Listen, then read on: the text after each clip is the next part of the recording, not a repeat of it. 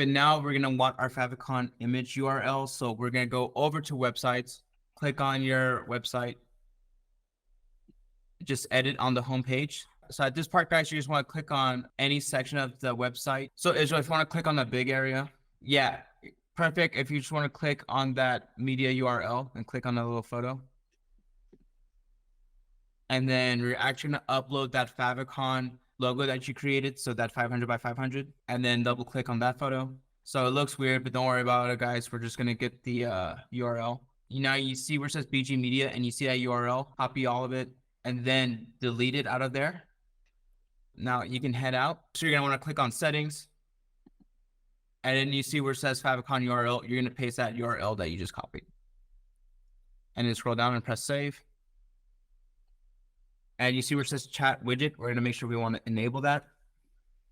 And then make sure we click on save. Now you have a chat widget on your website and a Favicon on your website. Now let's go over to funnels and let's go on the essentials plan. And then click over on settings.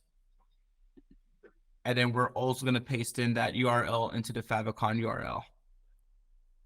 Scroll down. Make sure we have that chat widget enabled. Press save. And do the same thing for the professional plan. Now we should be able to refresh all the pages and you should see an updated Favicon. So Israel, if you just want to click on any of those other tabs that you have the website open, if you do, and then now you guys should see your updated Favicon on that tab. So now you guys basically have those funnels that are created and ready to go, and those funnels are integrated into your website, which is ready to go, and your website is ready to go because you have your updated DNS records. So you basically have everything, but now we need to add some automation